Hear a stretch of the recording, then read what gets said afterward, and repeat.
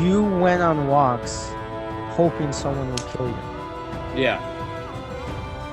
And it got that bad. What was that turning point where you said, you know what, I don't want to kill myself? Or I don't Honestly, it was die. this, man. Yeah, I mean, I think I had like some kind of divine spiritual intervention. Hi, this is Shelomo Solson, the host of the Teenage Impact Podcast. I'm here to inspire you as a teenager to overcome any struggle in life, whether it's anxiety, depression, suicidal thoughts, mental, physical challenges, issues at home, relationship issues, whatever it may be. I'm interviewing people every single week, people who are making an impact on their community, but they didn't start there. They had some type of struggle like you did. They overcame it, and they want to drop as much knowledge as possible to help you out. Before I move on with the interview, I want you to download the 7 quick and easy ways to feel better about yourself. I have compiled these tips after my own experiences and from interviewing these different people. So if you're in a funk, if you're feeling negative, go ahead. The link is in the description. I also want you to share the Teenage Impact Podcast with other teenagers who are in a funk, that are going through some type of struggle. You never know who you can help, and the Teenage Impact Podcast is the best podcast out there for any teenage kid. Give it up for today's interview, Mark Metry. Mark is a 22-year-old entrepreneur. He grew up in a small town, but he was bullied for every reason you can think of. That formed anxiety and depression. When he was in high school, he was making 6 figures thinking that money would make him happier. It didn't. When he turned 18, he had suicidal thoughts. He took walks hoping something would happen to him because he took those walks in rough neighborhoods. One of those walks, he felt like someone hugged him. He decided that he's going to overcome anxiety, depression, and obesity. Yes, he overcame all 3 of those, and now he was featured in Forbes. He has a podcast called the Humans 2.0 podcast, where Apple ranks him top 100. He also got selected to be on the Amazon Prime TV show called The Social Movement. Today, he wants to talk about the habits you need to form to overcome depression and anxiety. Give it up for Mark Metry. So, Mark, you mentioned that you moved to a small town. Where was that small town when you were younger? So I was born in Boston, Cambridge, Massachusetts, capital of the state. I ended up moving to a smaller town called Westminster out in Western Massachusetts. Super small town, has like 5,000 people. So 5,000 people, and you said it was pretty much an all-white town. How did you face bullying in elementary school?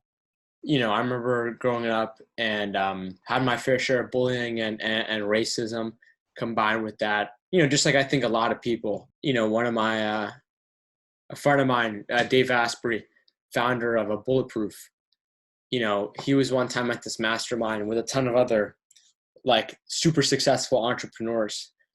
And the one similarity they found between all of them is they were all bullied in school. And so, I definitely got bullied, not so much like physical, although that did happen a few times. But it was mostly just like people saying things, people stealing my things and writing things down on them, just different kinds of things like that. I think it was that, and also the fact that, when you are in an environment where nobody looks like you physically, you're just going to feel alienated if you're a kind of person. And so I had a lot of that going on. And also at the same time, I also had some, health issues developing. I had asthma, I had appendicitis. I had a lot of like autoimmune related things, like with my skin, with sleep, with my gut, IBS, and I could never focus. I basically had ADD. And so I had a lot of those things going on, and it just kind of made me be like a super just like retreated person from reality, just like go in survival mode. Any room I would walk into, it would just be like, put your head down, nobody wants to talk to you. Just sit in the back of the class. Like I was that kind of kid. And so How old were you? probably like 8, 9, 10. 8, 9, 11, 10, 12, 13, 14, 15, 16, and 17. then where did your family move from? So they were originally living in Lawrence, Massachusetts, Okay. which is like, if you know Lawrence, it's pretty ghetto. It's like the most Okay. dangerous town city in the state. So yeah, it was pretty interesting. And but what, you said your family is from where? Oh, like originally Egypt. So they immigrated here Egypt. from Egypt. Yeah. That's right. That's right. Yeah. So, you go into a small town of 5,000 people, you're different. You're Egyptian, probably not many Right. ethnic people in that town. And then you have No. all these physical conditions going on, and people are bullying you, like writing stuff down. And what was your first experience with bullying and how did it affect you? Honestly, I'm not really sure. So yeah, man. I mean, I think bullying was part of it, but I think bullying really exists in every aspect of life. And I think it just so happens to be super important because when you're a kid, you don't really expect these things to happen until they happen. And so when they happen, you learn things and you're like, oh, this kind of person, based on how they look or how they talk or just who they are, did this to me. I didn't even know that was a thing. And so you just create connections in your head. And that's how you create these fears that end up impacting you for the rest of your life until you Uh, actually figure it out and you start to attack it head on. and how did you try to overcome bullying at a young age? Yeah, I mean, so at a young age, the way that I coped with it was just by playing video games and being on the internet. That's funny because I did that and I would like code websites. I would code apps for like when the first iPhone came out. I did a ton of different kinds of that stuff. I started websites. I got on the internet. I just Wow, how, began how old were learning. you when you I don't started? know, man. I was young. I was like maybe 12. And dude, here's the thing. I started a YouTube channel in like 2000, 2000 like 9 Yeah, I that remember you ended telling up. me. I remember you telling me you started Yeah, YouTube yeah, yeah. channel. Yeah, and dude, it literally had over like 35,000 subscribers. That's not even the craziest part. I then end up discovering this game called Minecraft. Yeah, so I mean that's a whole long story, but long story short, I end up starting the world's #1 Minecraft server. Okay. Over millions of people on our website, tens of thousands of premium members. This thing becomes like a six-figure business. I'm making like six figures now at like 15, 16. And all this kind of stuff is happening, but I was still kind of a loser. And like as I grew up in high school, I wasn't really getting bullied anymore. It was just kind of the after effect and the outcry of elementary and middle school. I still sort of acted the same way. And the weird thing is like throughout my entire life, because I never had money, because like, my parents didn't come here with much, never really made any money before that. I had before, I just always thought like once I make money, my life is going to change and I'm going to be happy. I'm going to be able to get the things that I want. When I made that money, I quickly realized that that's not the case at all. And that, I was still a loser. I still didn't have any self-esteem, still no confidence. But all of a sudden I made money now, but I was like, wait, my life didn't get better. And it just, caused a little bit more confusion for me. But that's how I originally dealt with it. So I go off to college when I'm 18, right? And I go in there for computer science. I'm like slowly beginning to understand everything that I just told you, right? Because when you're at a young age and you're going through this, you don't actually think about this. You don't actually understand it. There's that great quote that says, "You can't see the picture when you're in the frame." And so I didn't know any of this stuff was going on. Like I didn't even know what the words anxiety or mental health or just like the fact that you could change things about life, that just never clicked into my brain. But I go off to college, I'm 18, and I have two different ideas in my brain. Okay, I have this one idea of like, this is like the survivor's identity. This is like, I'm a loser, I suck, I can't talk to people, I don't have like, there's just nothing good about me except for maybe the money. But then I had this other idea in my head of like, you know, dude, you've done so many cool things in your life already that most people wouldn't even do. And so based on that, I was like, dude, I began to think a little bit more, and I was like, I wonder who I could be.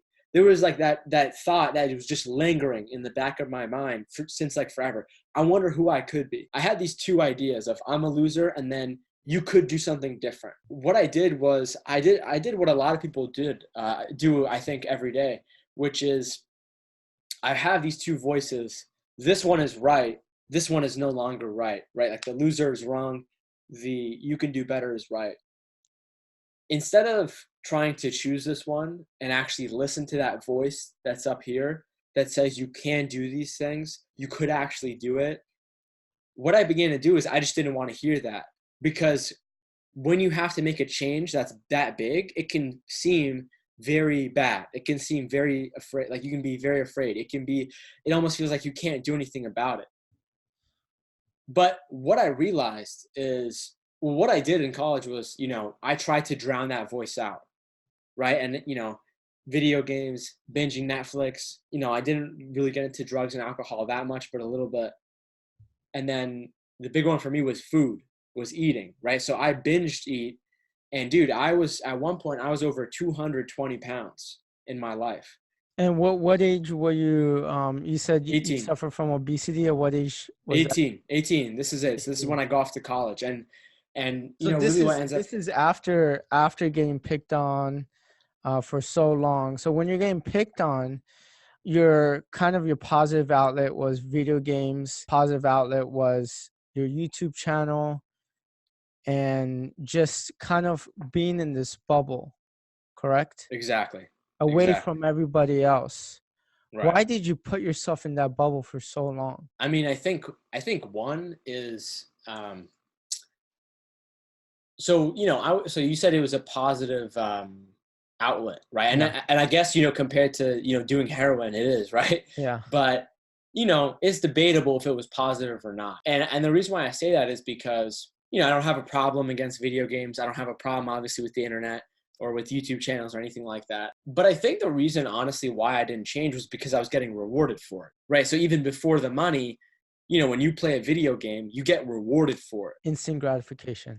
Right. You get, plus 10 points, plus 30 points. You rank up. Oh my God, you get a new suit of armor. You get website. And again, I have nothing against video games. I think they can be a healthy outlet if you have some other things down in your life. And on top of that, and then when I did start making money, it's like, why would I actually do something different? Because, what was your YouTube channel on? Video games. Video games, okay. Yeah, and what I was going to say is what I realized is the reason why I didn't change before is because I wasn't in pain. Or I was, but I was just trying to drown myself in comfort. I was trying to drown myself with not feeling that pain, whether it was food or video games or, even I would say, I think social anxiety could even be a coping mechanism.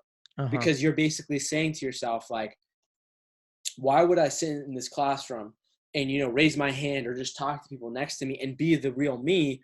Or I could just play it safe. Nobody can hurt me. And I could just not talk and just look down. So, I mean, that's another coping mechanism. So, yeah, so this stuff in college begins to happen. I'm 220 pounds.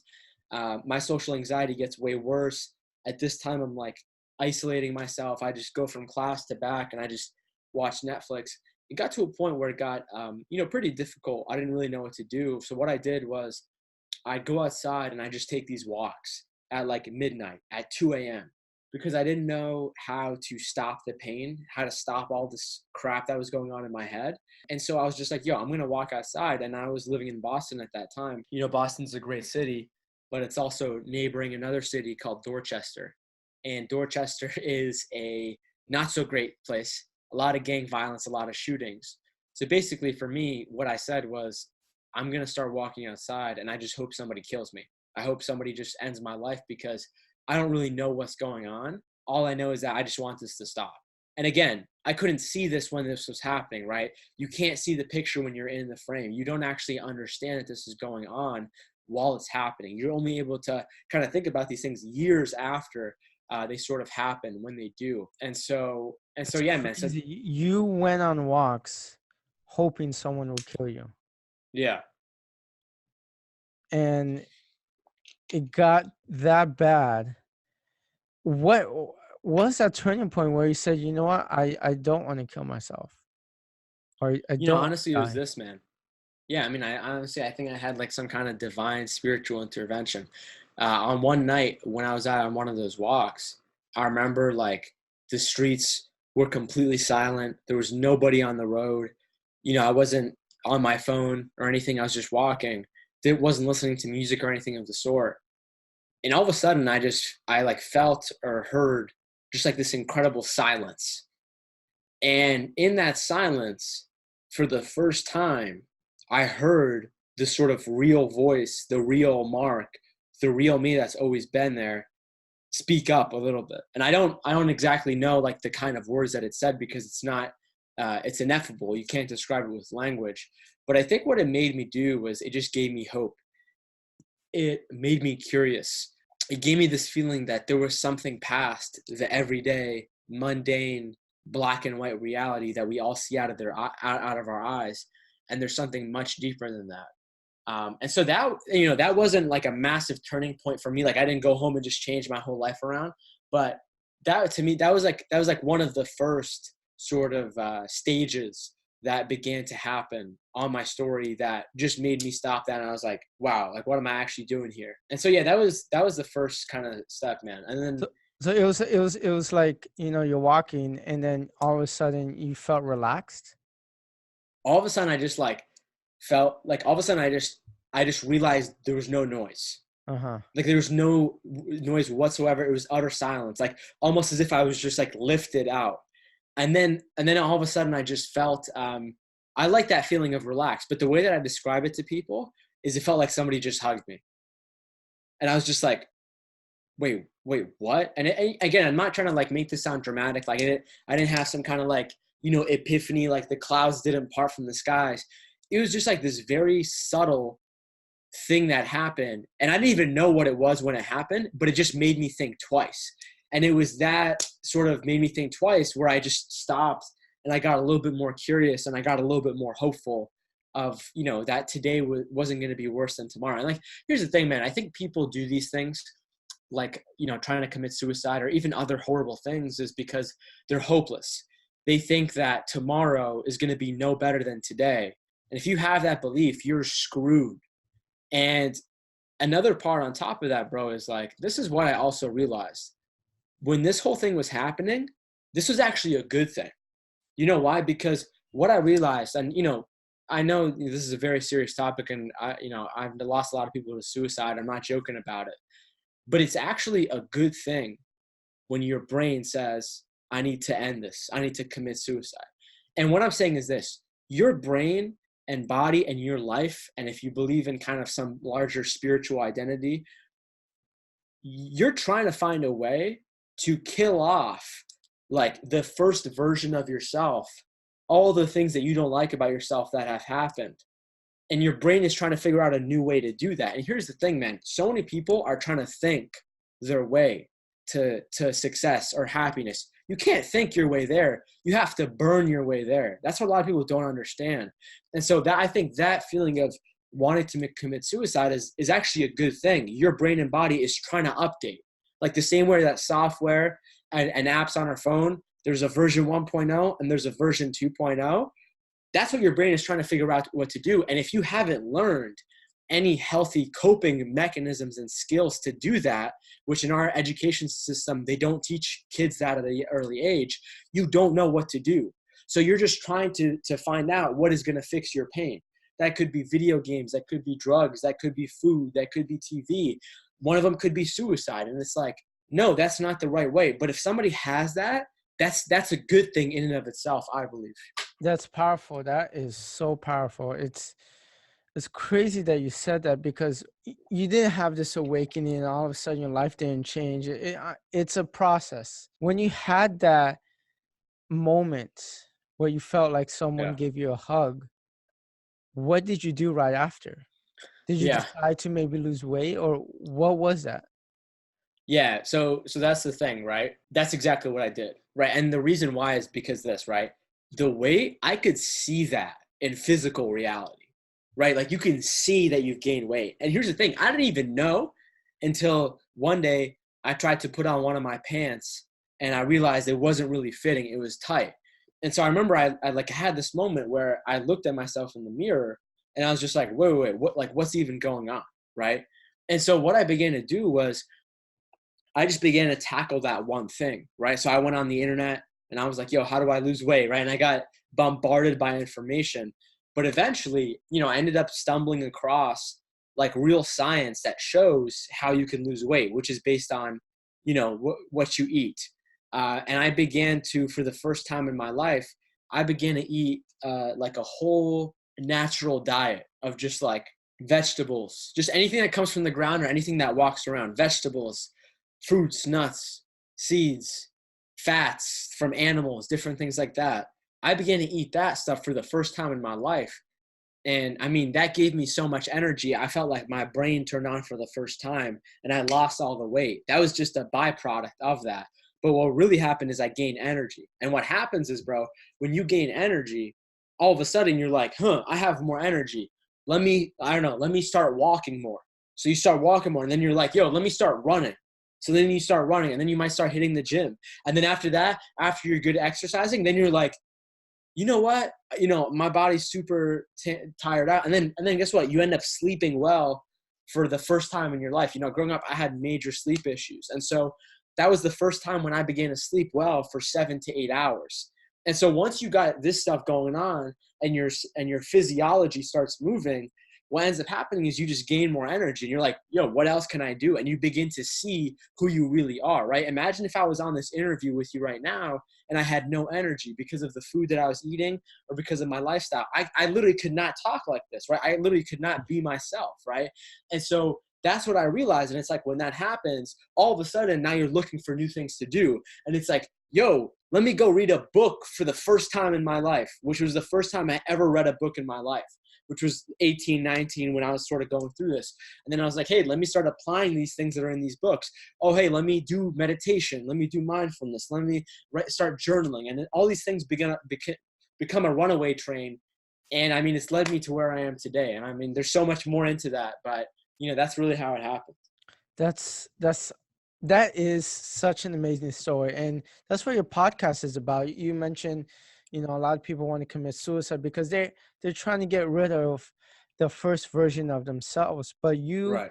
slowly transformed into human 2.0, meaning like your second version of yourself when you start to lose weight. But for those people who want to end their life thinking, hey, there's no way out, they don't know what to do, they feel hopeless, what would you tell those people? Yeah, this is what I would say. Go volunteer or travel to some extreme area. So like what I'm saying is, depending on the situation, of course, if you go volunteer at like a homeless shelter and you don't think about yourself and you just see other people's life, that is the fastest thing that's going to give you hope. Other people's lives. I don't know if you're big into hip hop or I rap. love hip hop, yeah. Okay, so dude, have you heard that song 1-800 by Logic, where Oh, it's the suicide hotline number? So dude, so in the song, if I remember correctly, it's like, I don't basically like, I don't feel like living for life. I don't want to do this anymore. I want to die. I want to die. I want to die. And then what happens is in the second part of the song, he switches and it's like, I'm going to live today because I want you to live today.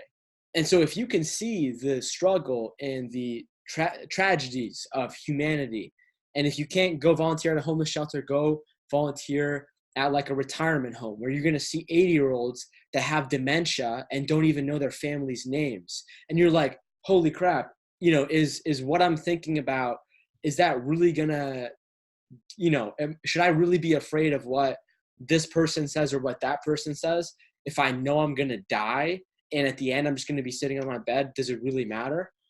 Go travel to like Syria. Like, I don't know, like go to these places and you're going to quickly realize that that's the truth. And here's the thing. The reason why I say that is because obviously I'm a big proponent for kind of like self-care, doing things, for yourself. That's big.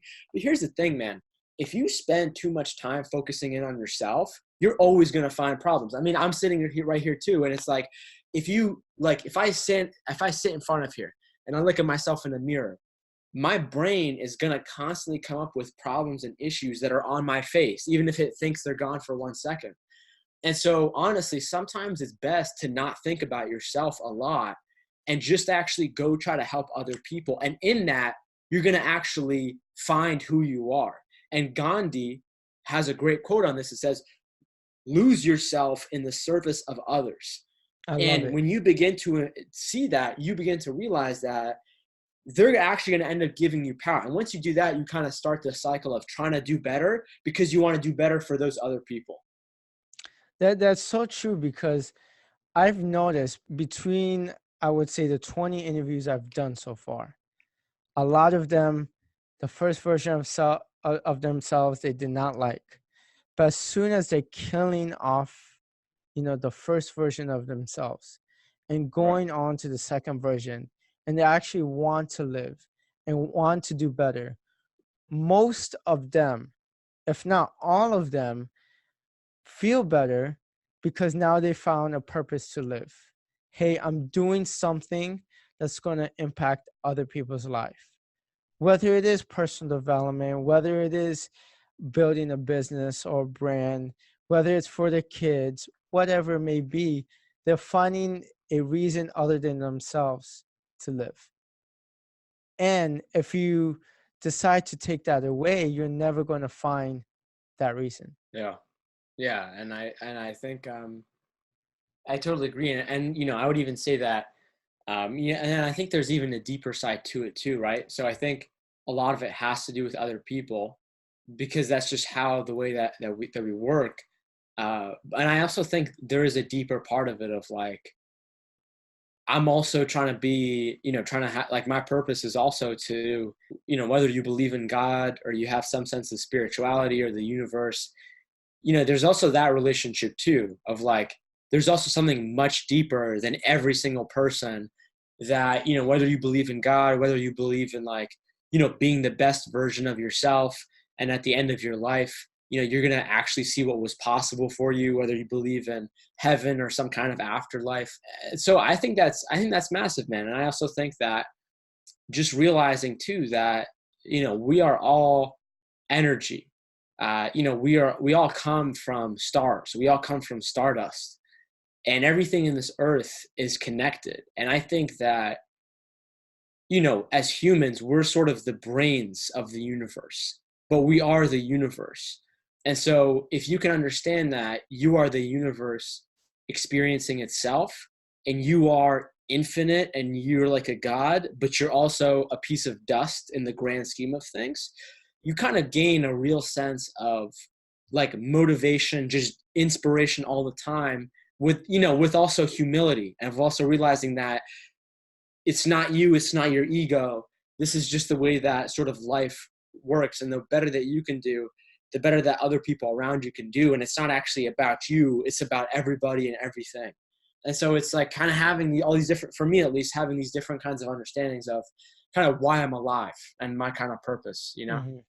It's kind of like a double purpose. Like, hey, I have a bigger purpose than myself, but guess what? I'm also a small thing in the history of this universe, a very, very minuscule thing in this universe. But before we go into your transformation part, let's go back and talk about when you were younger.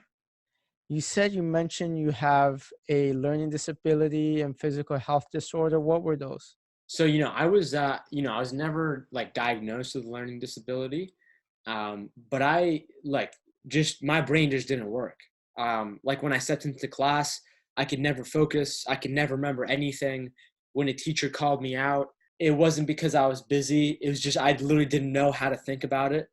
And so I'm not really sure. Maybe I have some kind of neurological issue or whatnot. Maybe ADD.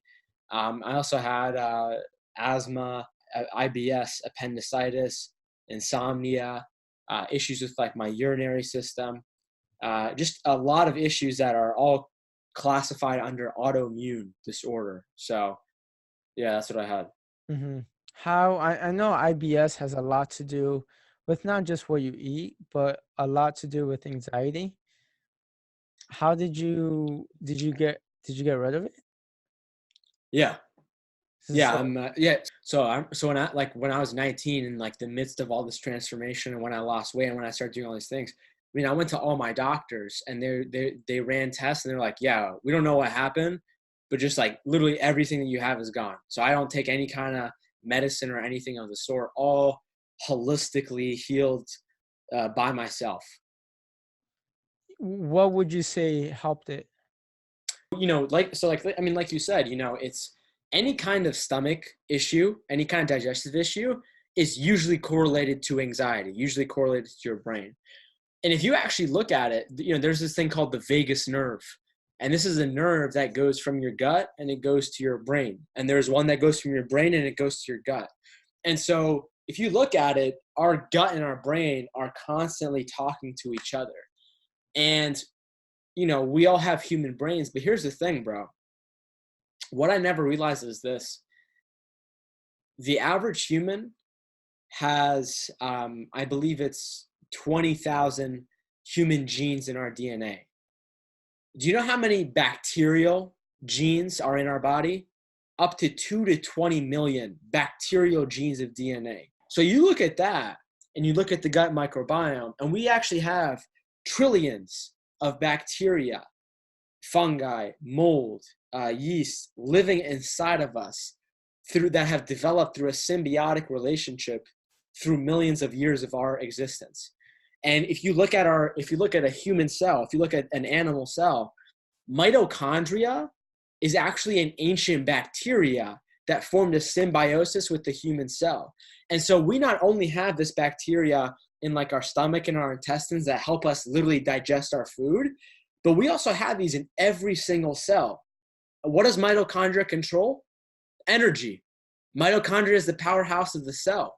And so what happens is your body is in a state of dysbiosis, which means your gut microbiome is unbalanced and it's not working correctly. This could come from a variety of reasons: trauma, stress, eating the wrong kinds of foods, not sleeping, not really moving your body the way that we were created to move it. All these different things can really, mold, all these different things can really affect IBS in your stomach and actually create them. And here's the other thing. People talk about drugs. People talk about gateway drugs. You want to know what the biggest gateway drug to anxiety is? Sugar. Oh my Simple God. sugars. And what I'm saying is this, okay? If you actually look, this is just science. This is not me talking. If you look at a graph of the average person's daily glucose level, which basically controls your energy and controls your mood, and then you look at a graph of somebody's energy and mood that has bipolar disorder or anxiety, it entirely mirrors it. It's the same exact thing. And some people can eat sugar and not have a problem in the short term, but guess what? They're probably going to get diabetes or dementia or some other serious chronic illness down the road. But the fact that if you eat sugar and you feel anxious, that's what it is, because when you eat sugar, it's energy, right? And so you eat that energy so your brain can use it up with anxiety. It needs all that energy. It's not that you have low energy. You have a ton of energy, but it's just being used on anxiety. That's where your brain is using it. And so if you are eating things like sugary snacks, you go to Starbucks and you get one of like those, like those massive drinks with like all that sugar and the frosting and all this crazy So stuff good that though. most people eat, right? Like, and Yeah. I used to do this stuff too. And even if you do, there's nothing necessarily wrong with that.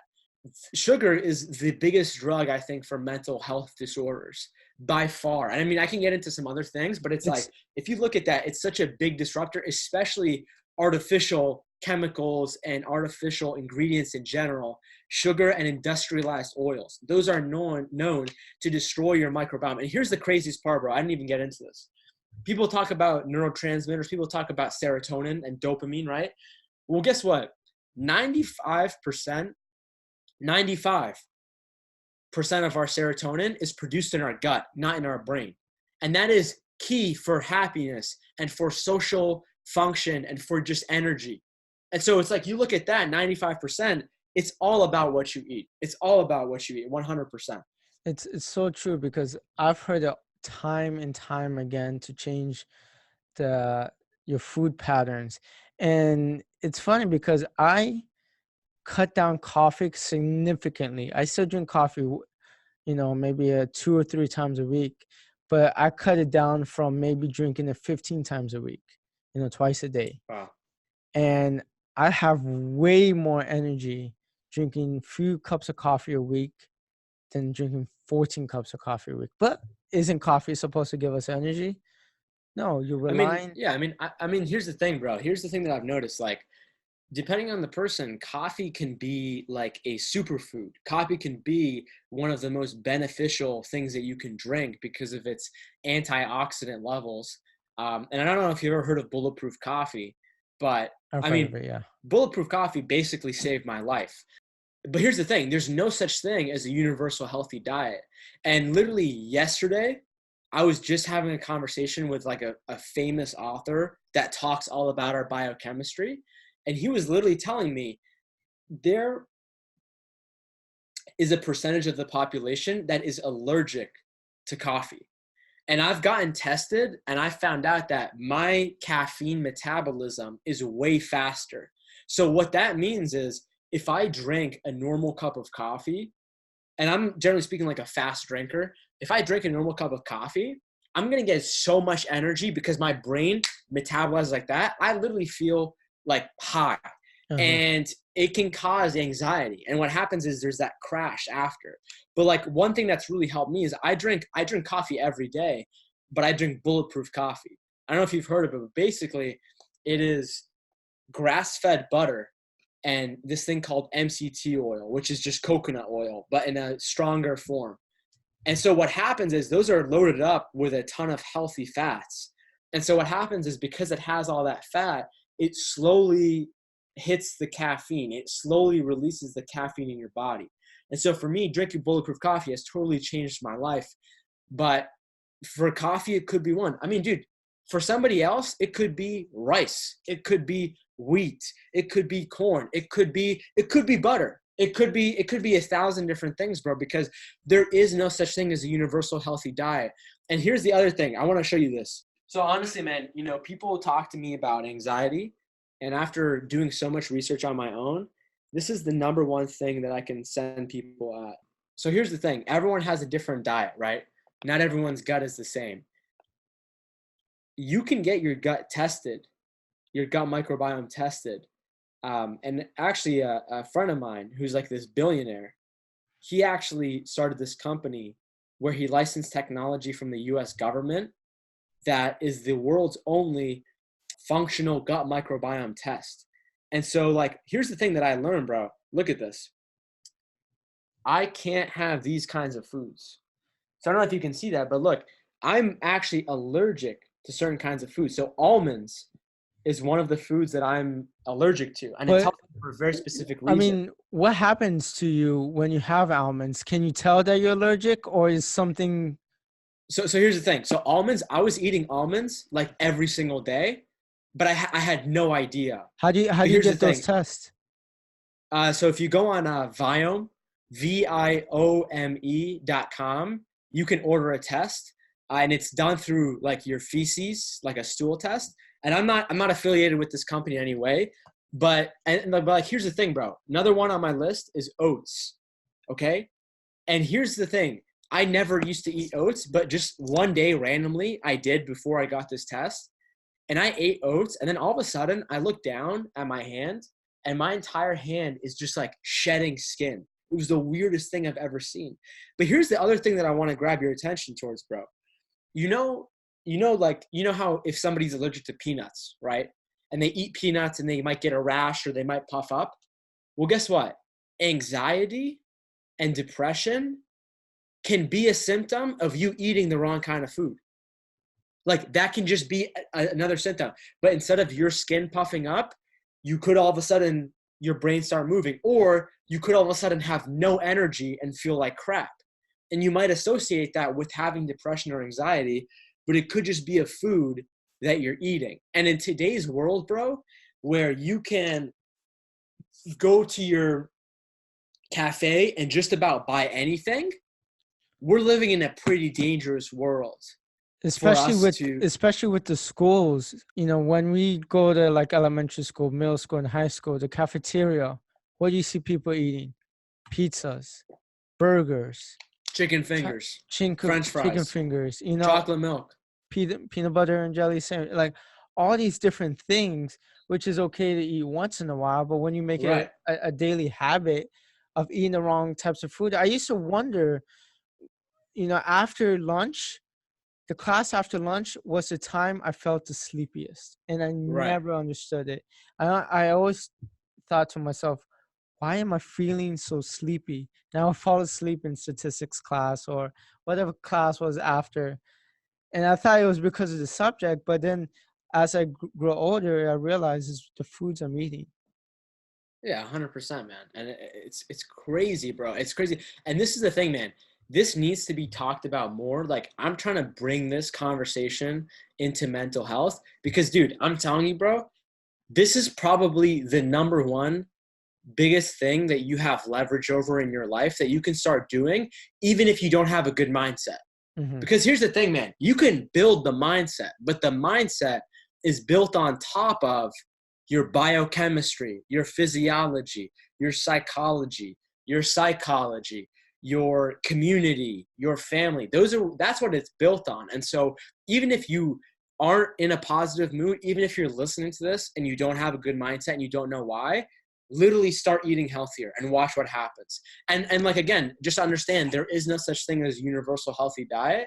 So if you're trying to like use AI technology to figure yourself out, then I recommend getting Viome. It's completely changed my life by far. How Like much by does it far. cost? So honestly, I'm not sure. Dude, the test used to be originally when it very first came out, it used to be like $10,000. And then they brought it down to 1,000, and then they brought it down to like 500, and then they brought it down to 400. And then I'm just trying to check right now. Now I think it's 150. Well, it's not bad. I mean, And, dude, I'm and telling you, bro, it like, tells you every food allergy you have. yeah. So literally, so this is the way it goes. It literally Just tells you what foods you need to completely avoid, and it specifically tells you why, and it tells you what they're doing. Okay, so for based off of example, your yeah, so based off your feces, which is linked to your gut microbiome, which is trillions of bacteria and how they're digesting your food and what impact they're having. So for example, almonds, the reason why I can't eat almonds is because they're high in this thing called phytic acid. My body, it doesn't know how to use phytic acid correctly. So what happens is when that builds up in my system, it impairs the absorption of essential nutrients in my body. So what does that mean? So that means if I'm eating super healthy already, but I'm eating almonds and I'm eating these things that are causing my gut to not be great, then I'm going to lose out on those nutrients. I'm going to lose out on how my body even digests them in the first place. And so, I mean, it's massive. I mean, I sort of got Viome later on in my life when I was already starting to eat healthy, but I didn't have an exact plan. At first it was like, don't eat any carbs. And then it was like, only eat these kinds of carbs. And then it always had to change. But this actually gives you like a legitimate plan. And what I'll tell you is what I've noticed improve. Definitely more energy, specifically in the afternoon. I sleep way better. And here's the biggest thing, right? So for the most part, my anxiety is something under my control. Okay. But what I realized is when I started speaking at events and stuff, sometimes my stomach would rumble and I would get butterflies in my stomach, but it would actually hurt my stomach, which hasn't happened to me. And so ever since I started doing Viome, that's completely stopped happening. Like I'll literally be about on a stage about to talk to like 500 people and I won't have any butterflies in my stomach, or I will, but in a good way. You know what I'm saying? uh-huh. And what's your diet like now?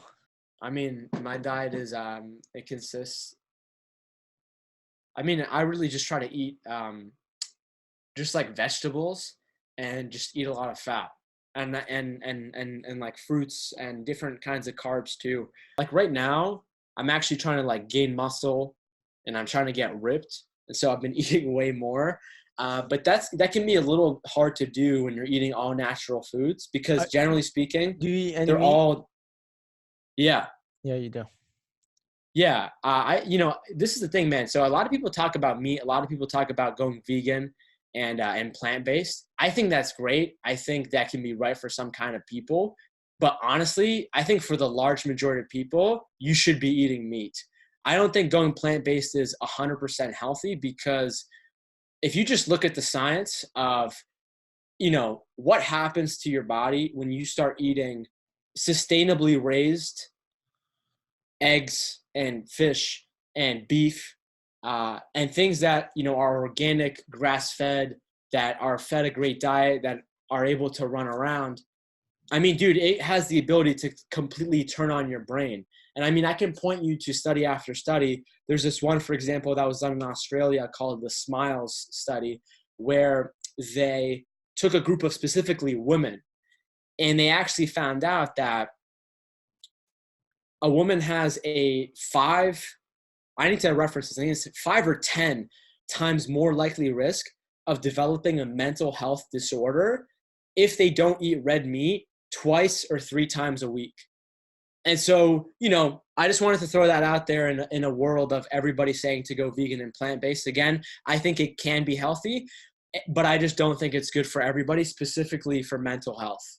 Okay, cool. So what you're saying is everyone has their own diet, and you shouldn't try to replicate someone else's diet. Try to find your own. 100%. And if you want to get super specific about it, use technology, use AI, use the exponential technology that we are the only people in history that have had access to, if you really want to fine tune it. Besides that one test, is there what other ways can you do it? Yeah, so here's the thing. So if you go to a functional doctor, and you ask him, like, what tests you think I should run, he'll be able to tell you, and he'll say, yeah, we can run a blood panel, we can run a nutritional deficiency, we can see what's in your bloodstream right now. Like, the doctor, like specifically a functional doctor, can tell you a lot of things. But like for people at home, I recommend getting Viome, which is the gut microbiome test. And then also you can get a genetic test that can give you some kinds of information around food. But there's not too much on that, but there's a lot that you can have. And ultimately, this is it, right? You need to be the CEO of your own health. Because here's the thing, your health is something that is sacred. Your health is something that even if you have a ton of money, but you don't exactly know where to put that, you're not going to be able to get your health back. And something that important, you shouldn't just outsource it to like your normal checkup doctor that you go to. Like, honestly, I fired my first doctor, and now the doctor that I go to, literally the first question that he asks me is, what are you eating? Because I know that's a person who's actually done the research. They've actually have an understanding of holistic health, and they know how important the diet is. So that's what I would say. Mm-hmm. And now let's transition into maybe a couple more final questions, but not about what types of food you should eat, but what are you doing right now? Tell us a little bit about the Human 2.0 podcast. Yeah. So, yeah, man. So the podcast, I started that in 2017, and I'd really just started it kind of like haphazardly. Didn't really take it seriously. I was like, I'm just going to interview these people. And I would say, I started it because I wanted to put myself in a self-development system, right? So I had started on kind of like my journey, on my transformation, and also my entrepreneurial journey. And I realized it's so hard, and I don't have answers to these questions that I have, and the solutions that need to be solved. What I realized is that the best way that I could reach out to somebody that's actually doing something in the world right now is by asking them, to interview them, have some kind of value, rather than just try to email them and say, can I pick your brain? But I started this podcast, and I only took it seriously at the beginning of 2018. And I just started to get more serious about it, started to post more, started to market it better, started to reach out to better and better people. I mean, long story short, like August of last year, Apple ranked it in the top 100 in the world, next to like Gary Vee and Tim Ferriss and all these great people. And I mean, yeah, I mean, it's just a part of my life now, and it's just become like a movement, and it's crazy. And I mean, it's the reason of, why I think I'm professionally successful. And you're So yeah, speaking next to Gary Vee soon too. yeah, that's crazy. This summer. Good for you, man. And then what show? You have an Amazon show coming out, right? Yes. Yes, that's crazy. So I got invited to be on this Amazon Prime TV docu-series called The Social Movement. And basically the premise of the show is it's basically like a more conscious, responsible version of Shark Tank.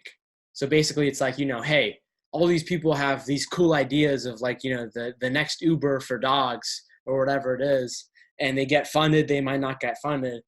But what we're actually going to do is we're going to try to solve the world's biggest problems in that similar time. So basically the way that works is there's 4 major global issues. There are 4 teams that have 4 people on them. And there's like judges and investors and all that stuff. And we basically have 4 days to solve a massive problem. And for us, for my team, it is to reinvent the education system. Wow. So that should be fun. Man, let me know when that comes out. I would love to watch it. Yeah, it'll come out not this summer, but the summer after that. Uh-huh. Well, I mean, what's your next steps after this? You're what, 22 years old? Yeah, I mean, right now I'm working on a book called Social Anxiety No More for shy people who don't want to be shy anymore. I'm working on that. I'm speaking a ton. I mean, I honestly have so many different kinds of projects going on. I'm just like, I mean, I think life is just going to be crazy. And honestly, man, I think it's all about just creating habits that you can do every 24 hours. And then, 3 years down the road, you just look up and you're like, damn, how did all that just happen? And it's just like you showing up every day as your true self with hope and optimism that some part of it will work out, and eventually some things work out, bro. And it's just like, it's crazy, man. And I think honestly, the worst part about this stuff that's going on is that, I'm afraid that people are going to, just start putting me in the category of like successful people, of like, oh yeah, dude, he has an Amazon Prime show, this and that. And I mean, there's so many other things that are coming that I just can't announce right now. And I just hope that people don't put me in that box in their mind of like, oh, this person isn't like me. He hasn't gone through similar struggles. He's some kind of special, or he was given to it, or something like that, some kind of an excuse that somebody else can create in their mind to get not to listen to me. And so that's a massive, massive, just kind of thing that I've just thought interesting recently. Uh-huh. And you always talk about, we're going to end with this question. You always talk about that no matter how busy you are and no matter what you're accomplishing, that you should make mental health a priority. How can people do that with the busy lives of going to school, their parents, family issues, extracurricular activities, their part-time job, trying to get into college? What is 1 or 2 things they can do? Yeah, so this is the big thing, man. I don't think, whether you call it mental health or you call it self-development or you call it success, I don't think it's a 1-2 hobby that somebody can have. And that's the thing. So many people treat this like it's a hobby. Like this is a side, like this is an extracurricular. This is some kind of side habit that I just got to do on top of all the other things. But it's like, dude, when you wake up and you actually realize how the world is, you're going to quickly, very fast realize that the only asset that you have is yourself. And what does yourself consist of? Your body, your brain, your spirit, if you believe in that. And it's like, you have to take care of all 3 of those. And so as soon as somebody can wake up to that reality, you create time. And what I mean by that is this. Have you ever, found yourself, obsessed with a new app or obsessed with a new game?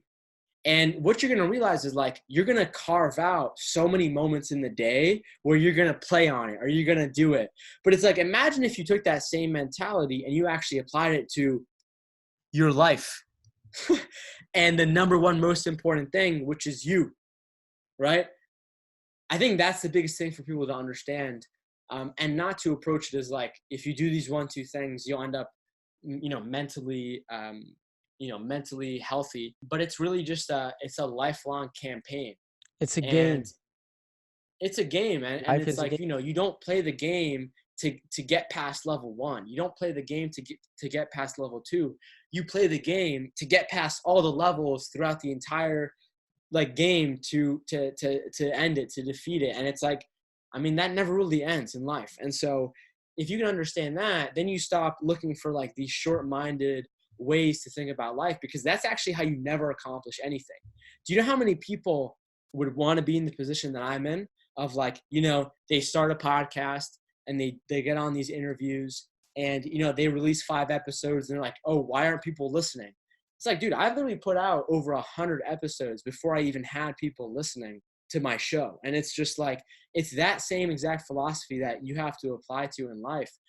And it's just like, listen, what do you do throughout your day? Like, what do us humans, what do we have to do, right? You have to sleep. There's no way getting around that. You have to eat, right? You have to eat and drink. There's no way getting around that. You have to move, right? There's no way getting around that. You have to breathe, right? There's no way getting around that. And you have to talk to people.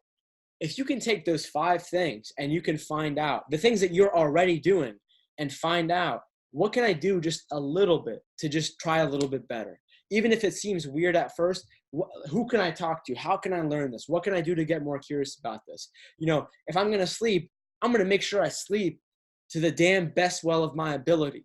I'm going to sleep 7 and 8 hours. If I'm going to eat, I'm going to make sure everything that goes into my mouth is something that is making me strong, not the reverse, right? It's like, do you want to build your foundation on strong, fibrous tissue material, or do you want to build your foundation on Doritos and Oreos? So it's just like, you decide. You got to make sure you move, right? So it's like, what does that mean? You got to understand that as humans, we weren't designed to sit inside all day and be on our laptops and just sit down all day. And it's like, even if you go to the gym early in the morning for like an hour, you also have to understand that moving just on a regular basis is a regular part of your life. You have to be able to breathe, right? So why is that important? It's like, breathing, your breath is the anchor of your life. Mm-hmm. Your breath is what stays with you from the moment you're born until the moment you die.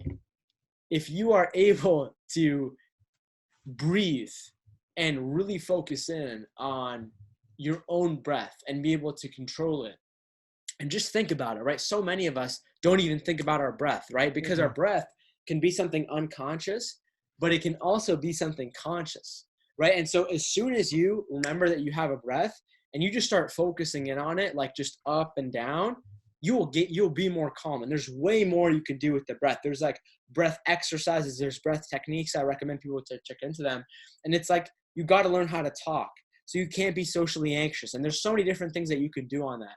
A big one is like exposure therapy. You can work your way up to talking to people. You can go out in the street and say, hey, excuse me, sir, to just a random stranger, do you know how to get directions to here? Or do you know what the time is? You can begin to do these things to slowly be able to talk to people. But yeah, those are a few. Awesome, Mark.